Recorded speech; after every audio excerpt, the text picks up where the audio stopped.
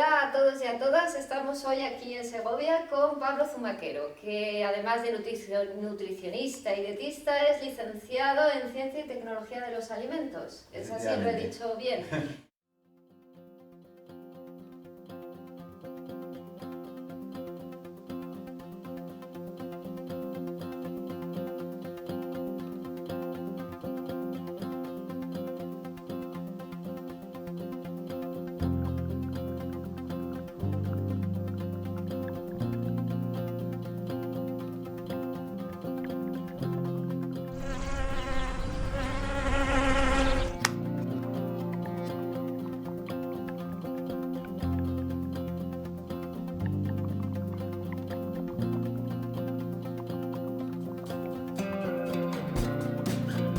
Bueno, pues vamos a tener una charla sobre nutrición y sobre dietética y alimentación y alimentos, y lo primero que me expliques, que quiero que me expliques, es qué es eso tan raro de licenciado en Ciencia de Tecnología de los Alimentos. ¿Qué es eso?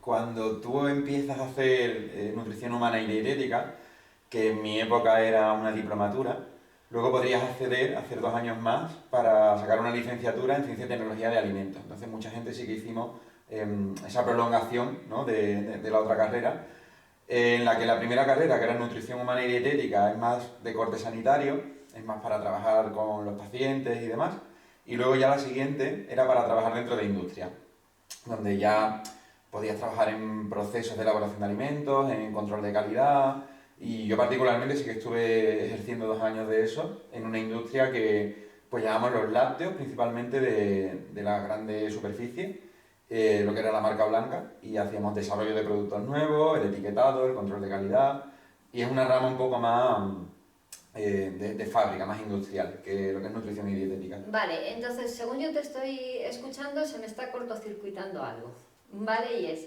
yo entiendo que la nutrición, cuanto más natural, mejor. Entonces, ¿cómo es ese procesado de los productos para que sean naturales? Quiero decir, tú vas a comprar, hay algo que está procesado, lo ha elaborado un profesional como tú, por ejemplo, y ¿qué parámetros se siguen para que nosotros cuando vayamos a comprar digamos, pues esto es natural, esto sí, esto no? Claro, habría como distintos grados. O sea, lo más natural que nos podemos comer es una materia prima. O sea, yo cojo un plátano y es un plátano, no hay ningún tipo de procesado. Pero yo también te puedo decir, un aceite de oliva lo consideramos saludable. Si es de primera presión en frío, entiendo que sí. Exactamente, pero ella lleva un proceso que la has presionado. Es decir, ese proceso es un procesado, porque lo has procesado simplemente.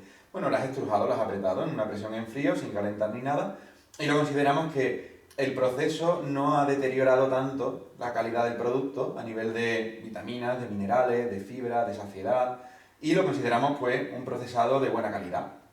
Eso lo podemos tener en un supermercado también, por ejemplo, si compramos un gazpacho envasado o si compramos unas legumbres de bote, ¿vale? Una cosa que, bueno, tiene un procesado mínimo. Luego, cuando ya procesamos mucho más y se diferencia muchísimo la materia prima de lo que yo me estoy comiendo, por ejemplo, unas galletas, eso ya he alterado tanto, tanto, tanto el producto que prácticamente no queda nada de lo bueno del producto original, donde teníamos esas vitaminas, minerales, Vale, fibras. eso es lo primero en lo que yo he pensado cuando tú me lo has dicho, en la galleta, en la pizza que viene envasada, en la lasaña que viene envasada. Entonces, todo eso digamos que lo descartamos. Eso no debería ser de consumo habitual, si queremos cuidar nuestra salud, debería ser de consumo esporádico. Muchas personas no sabemos o no tenemos muy claro cuál es la diferencia entre nutricionista y dietista, porque tú lo abarcas todo. Entonces, cuéntame. Hay 2 profesiones en España que legalmente pueden elaborar pautas dietéticas. Una sería el técnico superior en dietética y otra sería el graduado en nutrición humana y dietética. El técnico superior se llama dietista y el graduado se llama dietista-nutricionista. La diferencia que hay básicamente es que el dietista no debería hacer pautas para patologías. Y el dietista nutricionista, que es ya el graduado, sí que tiene la capacidad, por ser profesión sanitaria legislada, de hacer o trabajar con personas con patología idem. Esa es la única diferencia. Vale, es decir, si yo quiero adelgazar, puedo ir a un dietista y puedo ir a un nutricionista, pero si tengo un problema gastrointestinal, de digestiones difíciles, obviamente te llamo Pablo, que necesito ayuda. Esa es la idea general. Sí. Vale, y dentro de eso, tú en tu consulta, ¿qué es lo que más te encuentras o qué es lo que más te sueles trabajar? Porque yo creo que la gente va más al dietista, es decir, por adelgazar, que al nutricionista, entendiendo la nutrición como algo que nos puede mejorar la salud. Bueno, teniendo en cuenta que Segovia es una ciudad pequeña, realmente acabas abarcando un amplio espectro de situaciones, desde pérdidas de peso, que yo para mí no es una pérdida de peso, sino una educación nutricional que derive en la pérdida de peso, nutrición deportiva o nutrición dentro de las patologías. Para la pérdida de peso, muchísima gente directamente ni acude a ningún sitio, o sea, lo miran por internet o algún consejo de algún familiar, amigo, o se van directamente a la farmacia o a centros de este tipo. Yo últimamente estoy trabajando muchísimo más ya con nutrición dentro de patologías. Cuando hablamos de nutrición y cuando hablamos de dietética y todo eso, me gustaría hablar de alimentos, porque yo he cogido desde hace unos años un hábito un poco obsesivo, que es observar los carros de la compra cuando voy al mercado y la gente está comprando. Entonces veo unos carros que la gente lleva hasta arriba y me fijo y digo, vamos a ver, en mi opinión, y tú me corriges, el 90% de los productos que hay ahí no son necesarios. Casi que es como un 10% o menos lo que son productos básicos y el resto son productos o ultraprocesados o chips o bebidas que son pues refrescos, azucaradas. Bueno, todo eso que tú hablas, que es corregir y enseñar a comer de nuevo a la gente para mantenerse primero saludable y cuando está saludable en tu peso, supongo. A ver, cuéntame un poquito qué consejos le podemos dar a la gente cuando va al mercado, que observe su carro de la compra o qué se puede decir. Lo primero es que tienes razón, porque cuando vemos lo que se vende, es decir, porque si tú le preguntas a alguien qué es lo que consume, siempre lo va a maquillar. Sí. Inconscientemente lo va a maquillar, porque siempre tendemos a pensar que comemos muy bien y tendemos a pensar que hacemos mucho ejercicio. Pero cuando ya lo hacemos mediciones reales, no es así. Entonces tú mides las ventas del supermercado y cuando ves las ventas del supermercado y lo divides por la población, el consumo de ultraprocesados es elevado, es bastante elevado. Entonces esos carros de la compra suelen ser normales. Yo lo que recomendaría es que en lo que es el mercado y el supermercado, que hay veces que solo podemos ir al supermercado, lamentablemente, aunque se recomienda ir al mercado por productos de cercanía, de comercio local y demás, lo ideal sería, esa debería ser la base de tu alimentación, porque es lo que estás comprando para tu casa. Quiere decir, esto no es que te inviten a una fiesta un sábado y comas lo que haya, porque bueno, es una situación esporádica y no hay ningún problema, sino que lo que estás comprando para tu casa significa que es lo que vas a comer el 70 al 80% de tu vida, porque el 70 al 80, 90% de las comidas las hacemos dentro de casa, a menos que tengamos unos trabajos ya de comercial y tal, que tengas que comer muchísimo fuera, la mayoría de las comidas las hacemos en casa. Entonces ahí no es un capricho, eso es un hábito. Y ahí sí que intentaría priorizar que la gran mayoría de productos o alimentos, en este caso, que entren en ese carro, sean lo que hemos dicho antes, materias primas, sin procesado. Una fruta, una verdura, un lácteo, una legumbre, una patata, un arroz, una pasta, una carne, un pescado, un huevo, un marisco, un fruto seco. Algo que sea procesado mínimamente o que directamente sea la materia prima. Si eso es la base de tu alimentación, va a ser muy raro que tú a largo plazo desarrolles alguna patología derivada de alimentarte mal. Y ahora, hablando de eso, por ejemplo, cuando la gente a mí me pregunta, ¿y tú qué comes? Pues yo le digo, a ver, yo como en una comida hidratos, como 100, 150 gramos de hidratos, 200, 200 y pico de verdura, 100, 150 de proteína, dentro de los lípidos, claro, me miran como... Eso me gustaría que lo explicaras un poquito, porque la gente dice, no, sí, yo como de todo, pero realmente no saben equilibrar. Exacto. Un plato, ¿no?, que tiene que tener un poquito de todo, hidrato, proteína, que la proteína puede ser de origen animal, de origen vegetal... Entonces, ¿eso cómo se lo explicamos a la gente para que cuando vayan a hacer la compra cambien un poquito el chip?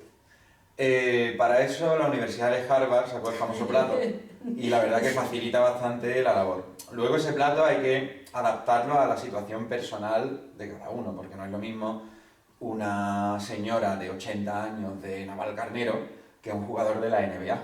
Entonces, claro, luego la adaptación de ese plato hay que hacerla. Pero en general ese plato, a nivel de salud, nos va a venir bien. Y aproximadamente es que si tú, vamos a imaginar dos situaciones, un primero con un segundo y un plato único. Si es un primero y un segundo, la recomendación sería el primer plato que sea una verdura y el segundo que sea una mezcla de hidrato y proteína. Y cuando la gente dice, ¿qué es hidrato, qué es proteína? No hay alimentos que sean exclusivamente hidrato o exclusivamente proteína. Bueno, exclusivamente hidrato sí, el azúcar de mesa. Pero no es un alimento, entre comillas, que vayamos a meter en una comida. Cuando nos referimos a hidratos, serían alimentos que son altos en hidratos más que en otros nutrientes. Por ejemplo, el arroz, la pasta, las legumbres, que ahí tienen una pequeña mezcla con la proteína y la meteré luego, y los tubérculos, las patatas, las batatas. Luego podemos irnos a los pseudocereales, la quinoa, trigo sarraceno y tal. Entonces, si esto visualmente es la mitad de tu segundo plato, vamos bien. Si la otra mitad de tu segundo plato son proteínas, que en este caso tenemos las de origen vegetal, que serían principalmente las legumbres, o los productos derivados de las legumbres, como un tofu, un seitán, un tempe, una eura, algo parecido, o carnes, mariscos, huevos y pescado. Si eso sería la mitad visual de tu segundo plato, vamos bien. Si queremos elaborar un plato único, yo creo que sería muy fácil también. La mitad de ese plato que sea verdura, un cuarto y un cuarto que sean de hidratos y de proteína. Más o menos así, visualmente, en todas las comidas y cenas de nuestra vida. Si es eso, a nivel de salud estaríamos bien. Luego, aumentar o reducir de cada uno, pues depende de tu actividad física, de si tienes alguna patología o de alguna intención de cambio de peso corporal o de grasa, de musculatura. Eso ya es lo que nosotros en consulta vamos adaptando. Claro, eso para mí también es muy importante porque yo entiendo que cada etapa de la vida de una persona necesita una nutrición y una alimentación diferente. Yo diferencio entre nutrir y alimentarse porque Sí. el alimento es correcto, ¿no? Correcto. El alimento lo asocio más al ingrediente, a lo que tú Exacto, compras, lo que y la tocas. nutrición a lo que hace dentro, o a lo que Efectivamente. viene dentro. Entonces entiendo que cada etapa de la vida de una persona, incluyendo si es hombre, mujer, niño, adolescente, joven, adulto, mujer en la menopausia, tal cual, Diferente. tiene que tener una alimentación y una nutrición muy concreta, y también dependiendo de la actividad, o sea, si haces deporte, si tienes una vida sedentaria y demás. Y me temo que eso habitualmente no se lleva así, aunque la gente se está preocupando más por ello. Bueno, háblame un poco de eso, de las diferentes etapas, porque eso lo ve gente de todas las edades, aunque principalmente, bueno, por ejemplo, mis alumnos suelen tener una edad de la media, entre 30 y 50, puede ser. Pero claro, ahí es muy amplia, ahí puedes abarcar desde gente pues, que hace deporte, desde gente pues, que tiene alguna lesión, todo eso. Claro. Entonces, Bueno, las reglas básicas, que es la de ese plato, deberían incluirse en todas las etapas de la vida. Pero, por ejemplo, si hablamos de edades, los niños, o sea, desde que empezamos con la alimentación complementaria, después de la lactancia materna, hasta prácticamente que somos adultos, tienen unos requerimientos energéticos más elevados. ¿Por qué? Porque están creciendo.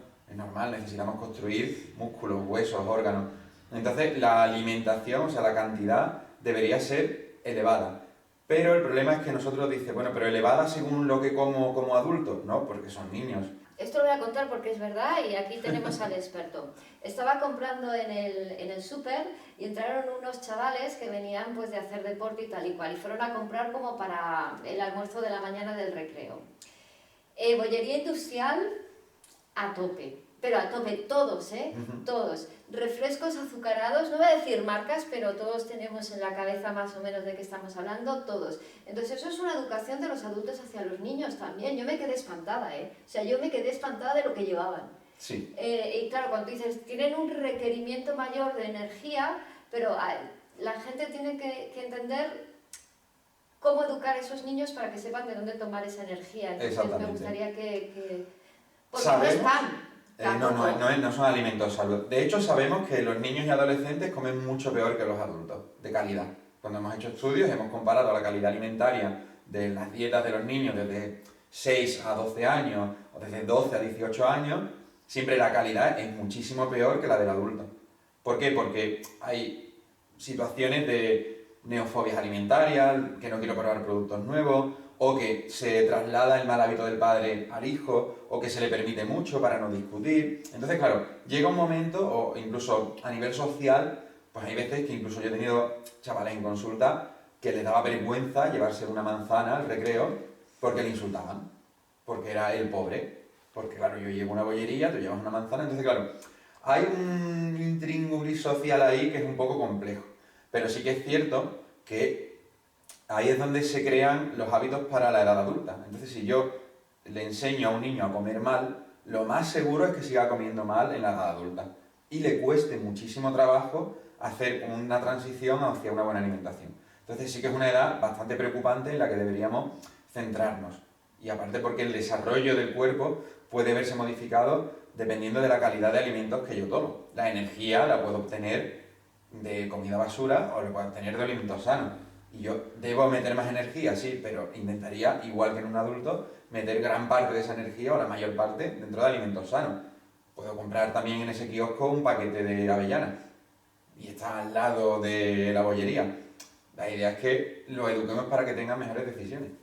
¿Y a los adultos cómo les educamos para que tengan mejores decisiones también? Es complicado.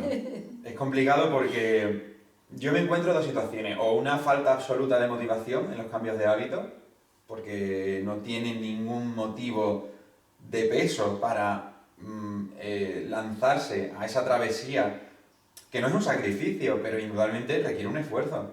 Y cuando hay gente que realmente sí que tiene esa motivación, lo segundo que me encuentro son zancadillas. Zancadillas de boicoteadores en casa, de amigos, familiares, horarios de trabajo inhumanos, altos niveles de estrés, falta de sueño, malas relaciones con la comida, entornos tóxicos.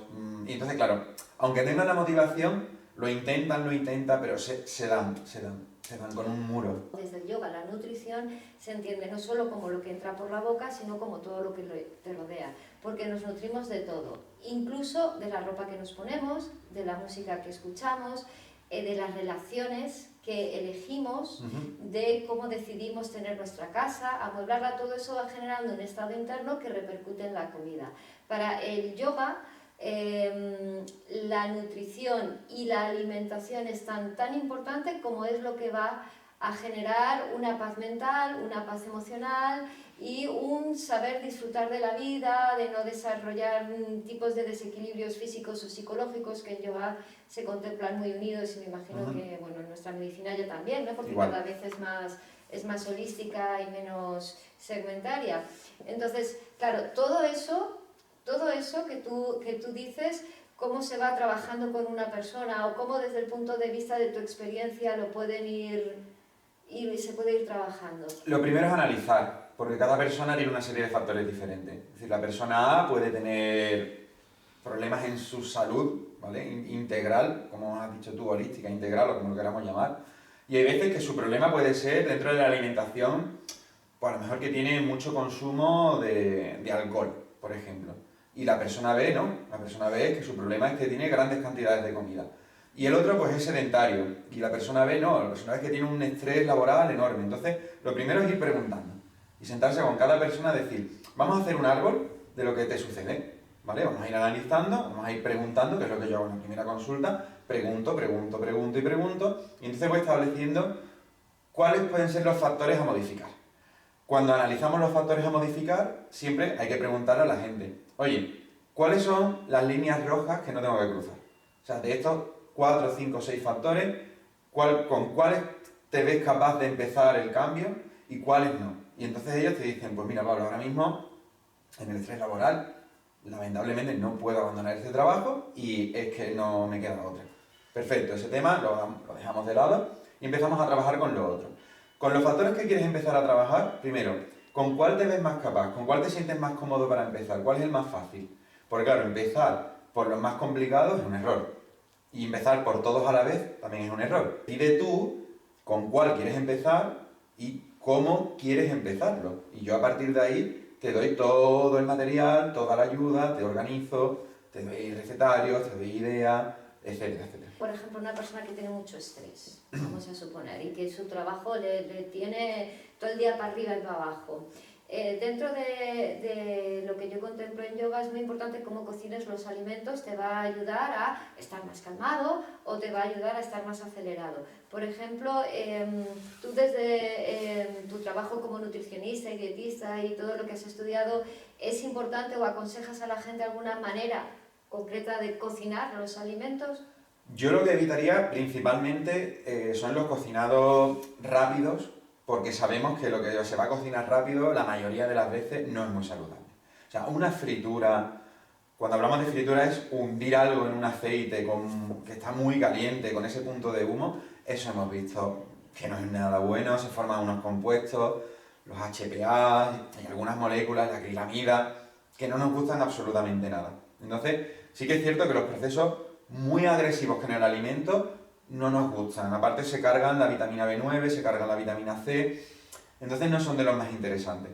Lo más interesante realmente sería el crudo. O sea, el crudo mantiene prácticamente todas las propiedades. Pero tampoco nos equivoquemos porque pequeños cocinados aumentan la absorción de otros nutrientes. Entonces yo haría una mezcla entre alimentos crudos, es decir, las frutas, por ejemplo, que es facilísimo de comer en crudo, o tema ensaladas, rodajas de tomate, etcétera. Sí, pero eso en sí, invierno en Segovia comer crudo nos congela. es Por complicado. experiencia, ¿sabes? Pues pequeños cocinados, es decir, no cocinados muy agresivos, por ejemplo, un vapor, incluso el microondas, que tiene muy mala fama, Pues sí. tiene muy Pues mala sí. fama, pero en todas las investigaciones que hemos visto que altera mínimamente el contenido de nutrientes y no forma ninguna molécula extraña. Y sí que es cierto, claro, al principio es en plan de, bueno, esto no suena raro, aquí eso suena un ruido muy raro en un aparatejo y parece que eso va a ser malísimo. Pero hemos visto tras investigar, que lo que hace es que simplemente mueve el agua de dentro del alimento para calentarlo, pero no llega ni a una temperatura de ahí elevada, no rompe nada, no elimina nada. Entonces hemos visto que incluso el microondas, como es muy poco tiempo, es decir, el problema es cuando es una temperatura muy elevada o muchísimo tiempo. Ese guiso de 4, 5, 6, 7 horas acaba cargándose muchísimas moléculas. Vale, pregunta, las legumbres necesitan una cocción muy lenta. Sería ese guiso de 4, 5, Claro. 6 horas y las legumbres se supone que son muy saludables.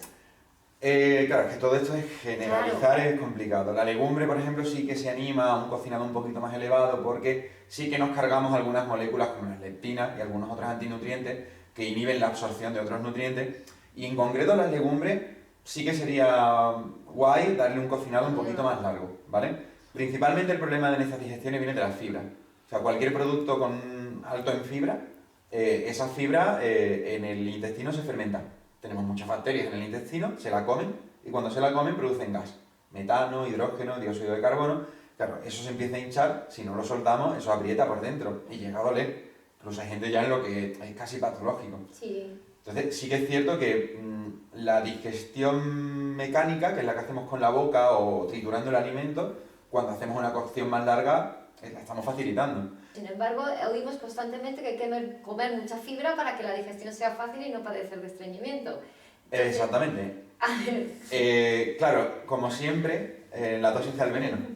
en tu blog leí que, a ver, la nutrición o la alimentación no cura todas las enfermedades. Puede ayudar, pero no cura. Y en yoga, sin embargo, y en el Ayurveda, todas las enfermedades se tratan corrigiendo la dieta. No solo exclusivamente, porque la Ayurveda es una ciencia médica tan completa o más como la nuestra, con sus especialidades. Y la parte de nutrición de yoga hace mucho hincapié en que para estar sano, la dieta sea la correcta. La dieta de yoga es muy complicada seguirla hoy en día. La dieta de yoga pura, porque Sí, la pura.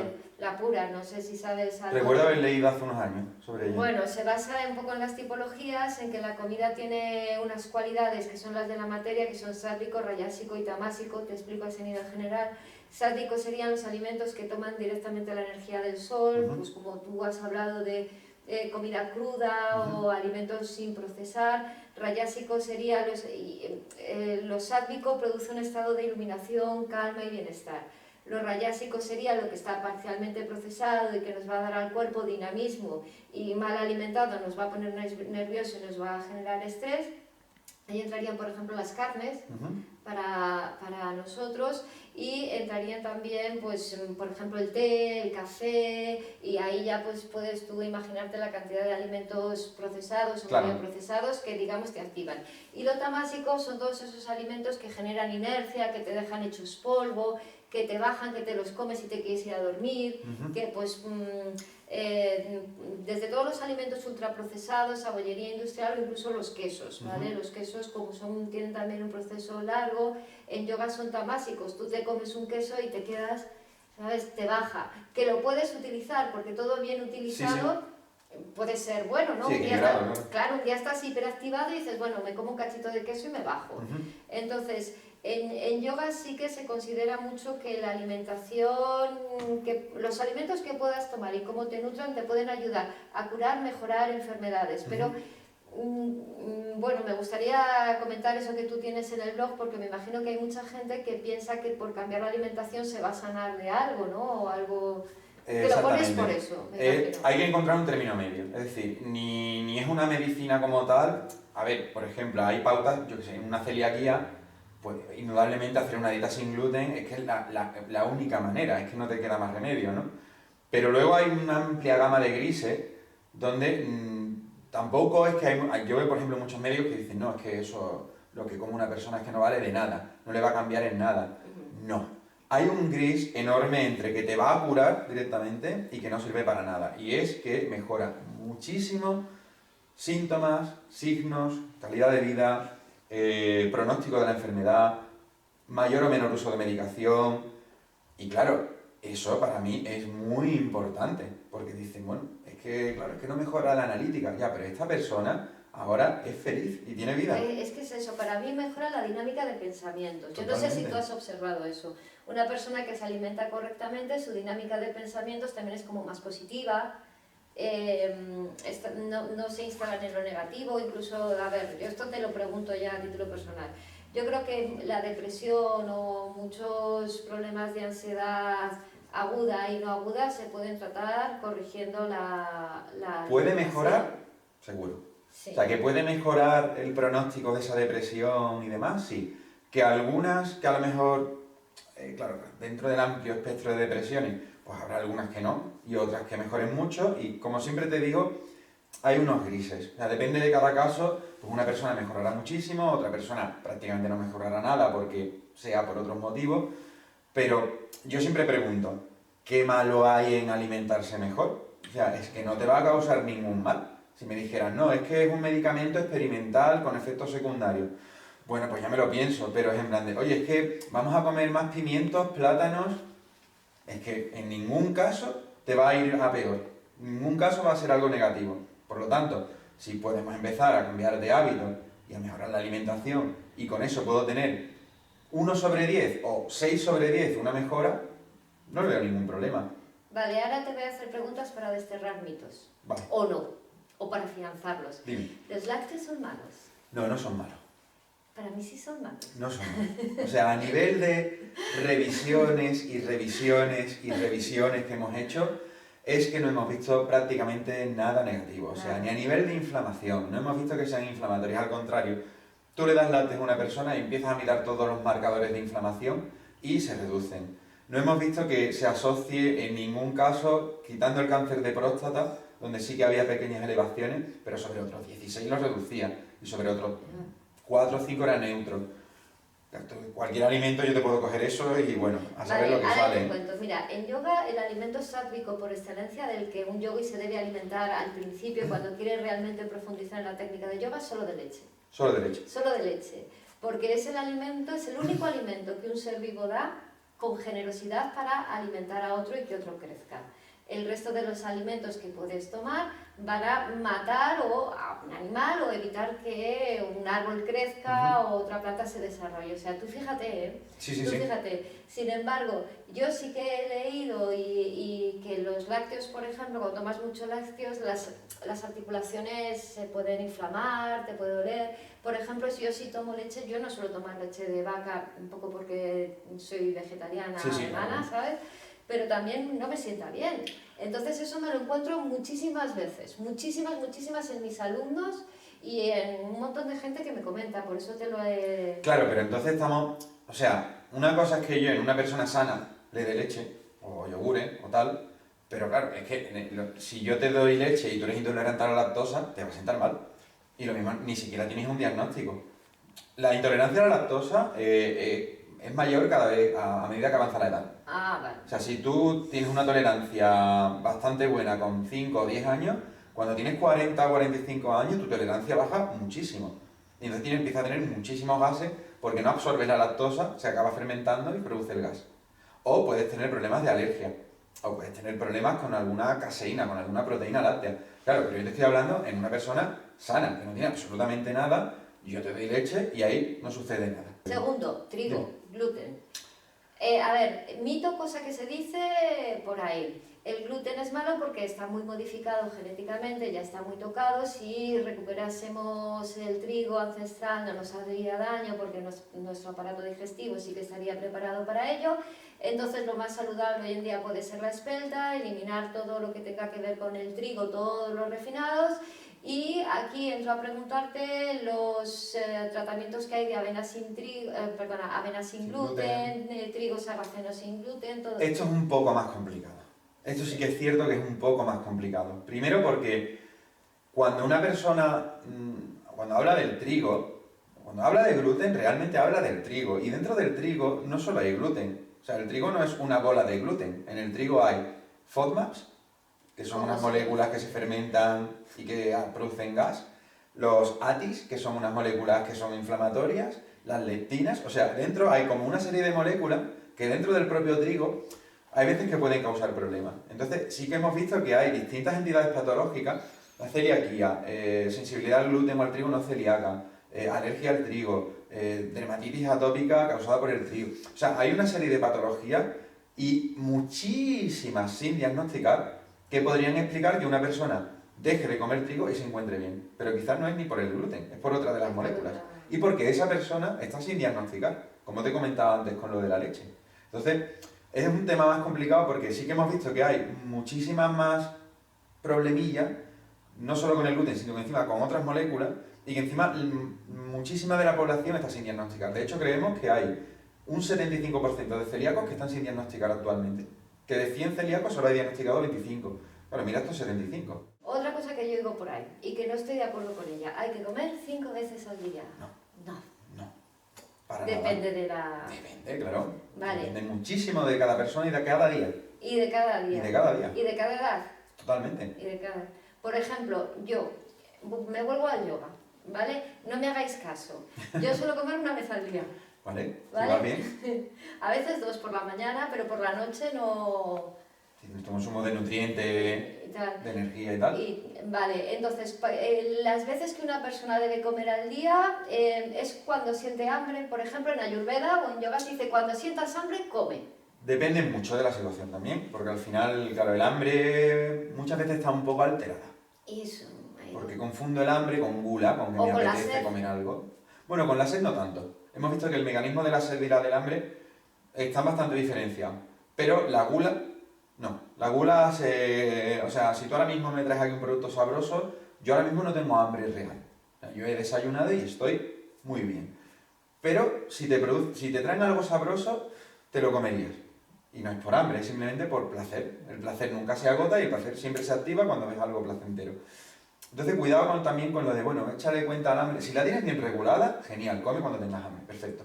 Si ya hay confusiones, a lo mejor orientar a la persona en una serie de comidas, preguntarle y analizar entre 1 o 6 comidas diarias, ese amplio espectro, no habría ningún problema. Y cada día. Yo puedo el lunes comer 1 vez al día y el martes 5. Y... Entonces ahora ahí ya me voy al ayuno. Tampoco veo problema. Claro, yo hablo de mí porque es el caso, ¿sabes? Entonces se me ocurre ahí. Estuve un año que ayunaba los lunes. Sí. Y me sentaba muy bien. Y ahora está de moda el ayuno intermitente. Vale, ¿qué te parece lo del ayuno intermitente? No hemos visto que en este tipo de ayunos haya riesgos, porque al final, si tú, es lo que tú dices, 6 días a la semana como totalmente normal y un día no como, ningún problema. Es que no hemos visto ningún problema. O durante 16 horas del día no como y en esas 8 horas pues hago 1 o 2 comidas que me aporten todo lo que necesito. Ningún problema. Beneficios tiene. Pero la exageración que veo muchas veces no va con lo que a día de hoy sabemos, ¿eh? Muchas veces lo que decía la Ayurveda o lo que dicen pues, técnicas ya muy antiguas es en plan de haz esto que es bueno. Y nosotros hemos investigado hasta que hemos descubierto por qué es bueno. Y ahora podemos decir que muchas de esas prácticas tienen una base fisiológica que comprueba que realmente era por eso, directamente. O mucho en la fitoterapia.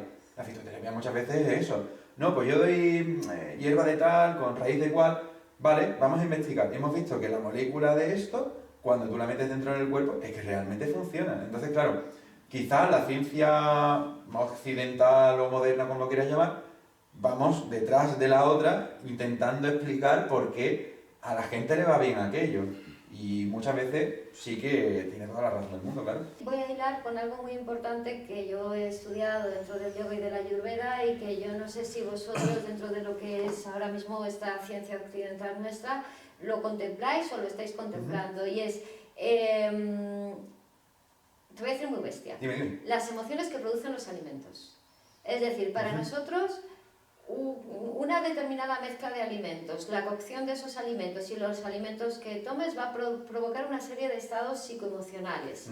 De igual manera, por eso te preguntaba antes lo de la depresión y la ansiedad, variando esos alimentos o esas pautas de nutrición, vas a poder generar o cambiar ciertos estados psicoemocionales. ¿Eso vosotros lo...? Sí, o sea, nosotros investigamos cómo actúa el alimento dentro del cuerpo. Puede actuar de distintas formas, es decir, puede ser que el propio alimento genere una serie de cambios dentro del cuerpo o que algo que contiene el alimento, que puede ser una vitamina, un mineral, un ácido graso, una molécula, como se llame, acabe generando ese efecto. Entonces, por ejemplo, ahí en lo de la depresión o en estados de ánimo, por ejemplo, es muy curioso, pero la comida basura hace que cambien una serie de hormonas dentro del cuerpo y esa serie de hormonas o de resistencia a las mismas hormonas hemos visto que generan cambios de ánimo, de estado de ánimo. Entonces sí que es cierto que la ciencia occidental a día de hoy sí que podría explicar algunos cambios de ánimo o de estado de ánimo, incluso de estados depresivos y tal, con un patrón alimentario concreto basado en comida de mala calidad. Vale. Por ejemplo, eso sí, a día de hoy sí que se puede afirmar. Mira qué bien. Una dieta vegana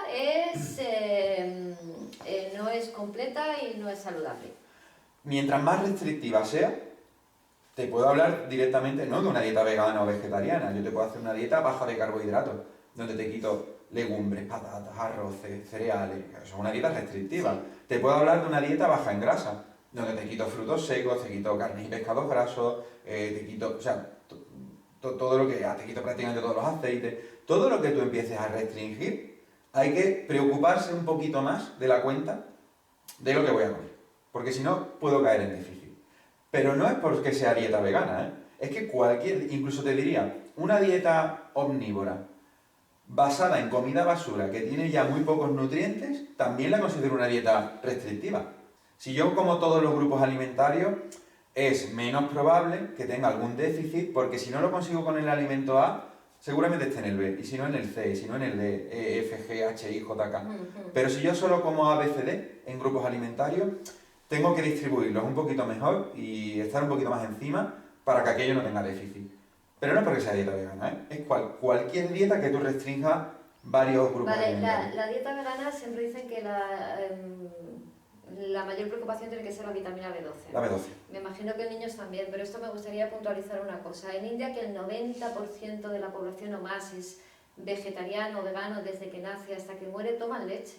Con lo cual ya lo tienen la B12. ¿Y huevos?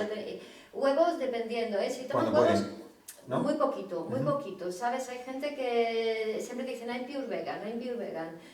Pero el pure vegan es leche de vaca. Lo que pasa es que, claro, ellos no tratan a las vacas porque la vaca es sagrada, como la tratamos nosotros, ni a las gallinas son una producción masiva, ¿no? Que a lo mejor el veganismo en nuestra sociedad va un poco por la lucha contra la explotación animal, mientras que en sociedades muy vegetarianas, muy veganas como India, como no lo tienen eso, o no lo tenían, pues entonces esos déficits no se... Totalmente. Lo que pasa es que es complicado comparar poblaciones. Yo he estado en India, ¿eh? Sí, has estado También, también. 3 semanas. Ah, sí, sí. O sea, sé cómo están ¿En qué comiendo parte? allí. Bastante. Bueno, en el norte. O sea, todo el Por Rajasthan, Rishikesh, bueno, Rishikesh, Agra, Benares, Jaipur, Benares... Agra, Jaipur, Nueva Sí, Delhi. sí, sí. Pues mira, Rishikesh, que tiene... Rishikesh es la cuna del yoga. Ah, vale. Entonces yo un día que caí por allí me encontré con un matrimonio de Barcelona que llevaban años viviendo allí y sus niños habían nacido allí y tal, y me dicen, nah, esto es un pueblo pequeño, esto es un pueblo de paletos, de la montaña y tal. Y le dije, ay, ¿cuántos habitantes tiene? Me dijeron unos 300.000 y dije, pues comparado con Segovia, Es brutal la un población. mini pueblo de nada. Y entonces me dijeron que allí Rishikesh es totalmente vegetariano, que no se permite para nada, el propio gobierno de Rishikesh no permite el consumo de carne para nada, ni de huevos para nada. ¿Vale? Bueno, pues eso que estábamos... Sí, recuerdo de ir a muchos sitios y directamente, a mí no me importa, porque a mí la comida vegana o vegetariana me encanta, así que Claro, sí. yo gozándolo con las especias. Picante? Y el picante. Y las especias, Picante me que te encanta. mueres allí de picante. Horroroso. Que te sientes un dragón. En un halo tal de patata afuera, que no podía ni comérmelo. Pero eso, cuidado con comparar poblaciones, porque también hemos visto que cuando son poblaciones que genéticamente sus padres y tal no han tenido tanta vitamina B12, por ejemplo, la absorción de la misma es mucho mayor. O sea, la capacidad que tienen de absorberla de donde ellos obtienen B12, que es únicamente del huevo y del lácteo, y la única fuente que tienen de B12 es el huevo y el lácteo, o de productos fortificados a día de hoy, antes no había, obviamente, su capacidad de absorción, claro, genéticamente han tenido tan poquito que tienen como unos canales para absorber que están hipertrofiados. Entonces, claro, no es lo mismo hacer comparaciones en una persona de Occidente que no tiene esa capacidad con personas que genéticamente sí que tienen una absorción brutal. Entonces, claro, cuidado con ir comparando la población de aquí, población de allí, porque realmente no somos del todo iguales. Vale, antes de preguntarte otro mito, te voy a contar un estudio que me llegó y no sé si te habrá llegado a ti. Resulta que hicieron un estudio sobre hijos y descendientes de personas que habían estado en los campos de concentración nazi, en Auschwitz-Birkenau sobre todo. Y se dieron cuenta que tenían muchísima más resistencia a vivir sin comer que el resto de la población, porque de alguna manera hay como una memoria ancestral o del clan que a nivel químico debe ser que queda... Epigenética. Epigenética, se me había ido la palabra. Epigenética. La epigenética, entonces tenían muchísima más resistencia al hambre y a vivir sin... Se altera. Se altera, ¿verdad? Sí, sobre todo... hereda. Eso más, sobre todo, fue en la hambruna de Holanda de la Segunda Guerra Mundial. Nos dejaron prácticamente sin comer y se observó que las madres que en ese momento, en esa hambruna, estaban embarazadas y tuvieron a los nenes, esos nenes se comportaban de forma diferente que la población que había estado bien alimentada. Y entonces empezamos a ver cómo la transmisión, no del gen, porque el gen es un libro. Tú tienes unas instrucciones para construir una máquina, ¿vale? Estas instrucciones siempre son las mismas, ¿vale? Ahora, yo puedo alterar la forma en la que leo las instrucciones y eso lo puedo transmitir de padre a hijo. Eso es la epigenética. Entonces, sí que es cierto que hemos visto que la forma como puede actuar el cuerpo, como puede actuar cada máquina, que en el cuerpo son enzimas principalmente, que hacen funciones. Una enzima pues, es una máquina que hace una función. Muevo de aquí a aquí, por ejemplo, pues puedo mover más rápido o más lento. Y eso sí que lo puedo heredar de mis padres. Entonces sí que se ha visto que cambiaba. Ya depende, hay personas que, por ejemplo, engordan muy fácilmente porque el cuerpo se adaptó a que, bueno, coge todo lo que pueda. Si todo eso epigenéticamente se nos va quedando, todo este boom de comida basura y de fast food que tenemos ahora, lo que va a provocar, una explosión. bueno, ya está provocando, ya pero claro. Ya va a provocar un cambio brutal en todo nuestro organismo y en nuestra mente. Yo siempre he pensado que cuando a una persona le cambias la nutrición y la dieta y, por ejemplo, adelgaza, hay que prepararle psicológicamente. Sí. Porque eso le puede crear... Totalmente. O sea, de verte, te hablo de muchos mucho peso. Mucho peso. ¿Sabes? No, completamente, peso. Claro. Es otra persona distinta, es que se ve en el espejo y no sabe ni quién es. Y luego que la gente lo sigue tratando como el gordo o la gorda. Entonces, claro, yo he tenido casos en consulta de ese tipo y es duro. Vale, te voy a hacer otra pregunta sobre mitos y cosas que la gente me pregunta y que dice mucho por ahí. ¿La dieta alcalina es la solución?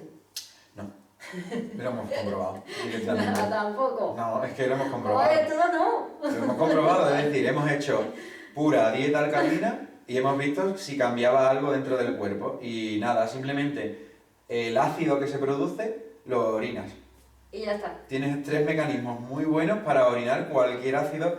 La acidez de la sangre no puede variar en absoluto. Tenemos muchísimos mecanismos porque si no nos morimos directamente. Entonces, tanto tenemos un montón de mecanismos, uno es el pulmón, lo excretamos, otro es el hígado y otro es el riñón. Y no se sobrecargan, no se sobrecargan. Entonces hemos comprobado no. Que la gente mejoraba, ¿por qué? Porque claro, si tú vienes de comer comida basura y la dieta alcalina se basa en frutas, en verduras, en tal y en cual, pues claro que mejoras la alimentación. Claro que te encuentras mejor, Pero segurísimo. te evita, o sea, esto que dicen, bueno, para que no se te desarrolle una enfermedad, lo que sea, un cáncer, dieta alcalina. ¿Qué va? Nada. A día de hoy no. No sabemos. Y eso sí lo hemos investigado. Igual que te he dicho antes, oye, mira, hemos investigado cosas de la Ayurveda, por ejemplo, y hemos empezado a ver, oye, pues mira, pues sí, tiene sentido, tal, te apoyo, te apoyo y te apoyo. Otras también tenemos que decir, no. Es que tenemos que decirlo, porque Sí, claro, ¿no? al Es que final hay que es una- desterrar esos mitos. No hay una ciencia exacta, cada persona es un mundo y cuando tú tratas a una persona vas a tener que conocerla muy bien, Ujú. ¿no? Y a lo mejor lo que hoy pones mañana lo vas cambiando, ir adaptándolo. Me ha tocado mucho Te ha tocado mucho. comerme mis palabras y decir, mira, que lo que yo pensaba hace 5 años, pues a día de hoy hemos investigado y se ve que no. Y a mí me encanta, decirlo, Bueno, Sí, no, la mente tiene que estar abierta claro. para todo, porque en definitiva todo, como yo lo entiendo, ¿vale? Todo viene, nos pasa, nos siente, vuelve y tal, y es como un todo. Bueno, pues yo así como para terminar, para la gente que nos va a ver y demás, ¿qué recomendarías así como el básico de la alimentación, el básico de la nutrición? Además de venir a verle, el básico. Quizá dejar de comer peor, más que comer mejor. Pero es que la gente no sabe que come peor. Claro, ese es el problema. Yo lo que he dicho antes es eso, intentar que el carro de la compra, por lo menos que es el carro de la compra, ¿qué es lo que tú vas a meter en tu casa? ¿Qué es lo que va a ser 3/4 de tu alimentación, de tu vida cotidiana? Que la mayoría de ese carro sea de este tipo de productos. Y si quieres lo vamos a resumir. Todas las verduras, todas las frutas, que no sean zumos, sino frutas normales, todas las legumbres, me da igual que sean de bote, el arroz integral y la pasta integral, cualquiera, me da igual que sea de espelta o de trigo normal, los tubérculos, las patatas, las batatas, todos los pseudocereales, la quinoa, el trigo sarraceno, los frutos secos, todas las semillas. El lácteo para mí sí, directamente, cualquier lácteo, principalmente prefiero el fermentado, ¿vale? El yogur, Kefir, sobre todo, el kefir, el queso, más que lo que es la propia leche, hemos visto que tiene más beneficios que la leche líquida. El huevo, sin ningún problema. La carne, el pescado fresco, tampoco habría ningún problema. El marisco fresco, no habría ningún problema.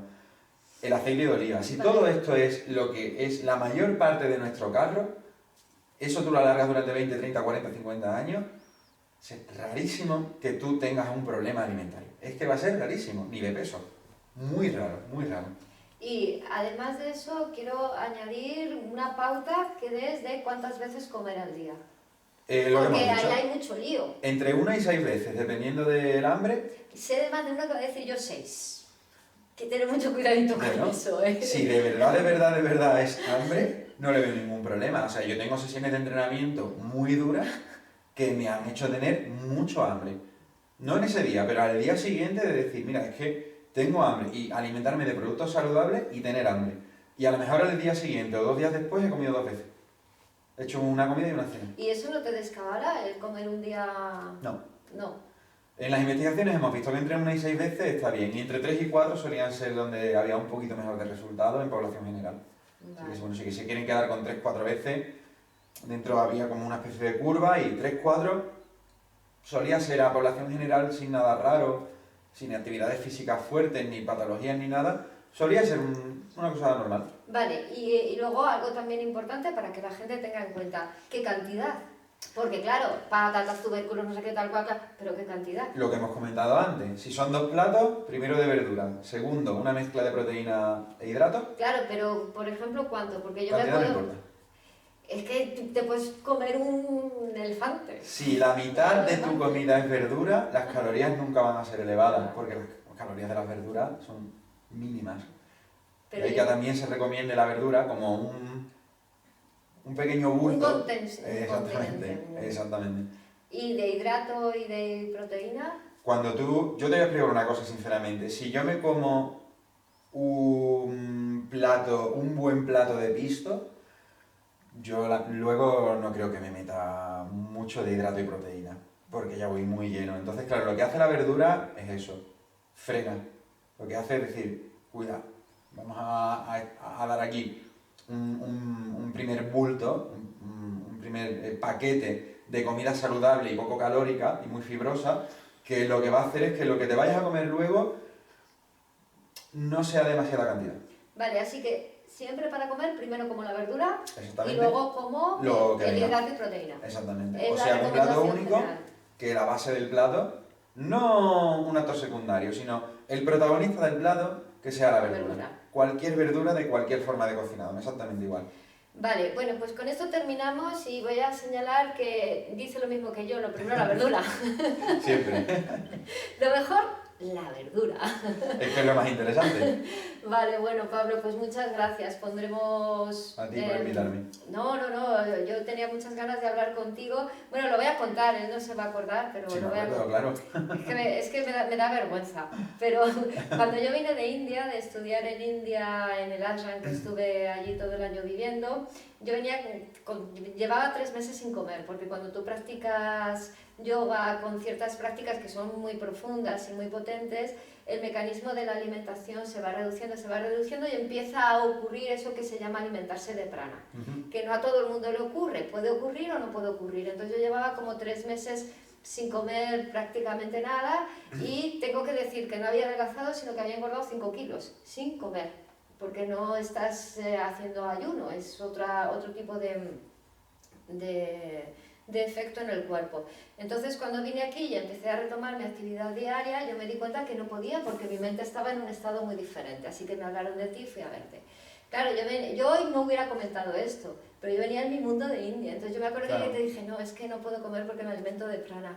Y recuerdo que no me miraste con cara de tarada, de este tío, esta tarada. No era eso. Claro, porque yo dije, luego lo pensé con el tiempo, digo, debió pensar, esta mujer está como una cabra, ¿sabes? Bueno, venía de algo espiritual y yo venía a decirte, pero es que estás ahora en España. Pero es que es algo muy raro, ¿sabes? Claro. Es algo muy raro. Entonces, bueno, eso fue algo que me enseñó la apertura de mente que tienes a la hora de tratar con la gente y cómo lo llevas a un plano muy individual, ¿no? Respetando las costumbres y los hábitos de vida de todo el mundo. Claro. Entonces, por eso yo quería entrevistarte a ti. Así, ¿Cómo no me voy a acordar de esa situación? Creo que me acuerdo. Y claro, y tú me contabas eso y yo digo, pero si yo estoy de acuerdo con que cada uno haga lo que le dé las ganas, me encanta. Pero hemos salido de ese entorno y ahora estamos en este entorno. Claro, es completamente diferente. Y es completamente diferente.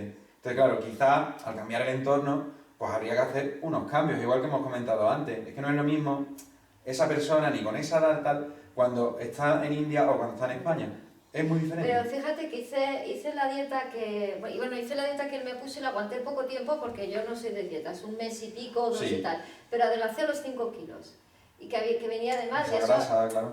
No era grasa, era como otro cuerpo, como otro cuerpo, porque ya te digo, cuando tú practicas yoga profundamente no es que dejes de comer, o sea, no haces un ayuno, no es ayuno, no maltratas el cuerpo, es un proceso natural que sigue, entonces te estableces en tu propia naturaleza que se dice yoga. Bueno, entonces, comiendo más veces y comiendo más cantidad, mi cuerpo bajo la talla que había cogido, que fue algo... Lo digo para que lo sepáis, que no hay que dejar de comer. Recuerdo que lo que empezamos es a que la musculatura estuviera otra vez bien. Activo, sí, claro, y ya te encontrabas un poquito mejor de decir, no, pues ya no voy arrastrándome. Acelerar el metabolismo. Exactamente, ya tengo las actividades, ya voy con motor. Sí. Estábamos casi sin motor y cuando empezamos a normalizar un poco la comida, que tampoco fue nada raro, a normalizar un poco, Hasta que tú dijiste, vale, ya me encuentro bien, ahora vuelvo a lo que a mí me gusta hacer, ningún problema. Pero claro, ese periodo de transición de India,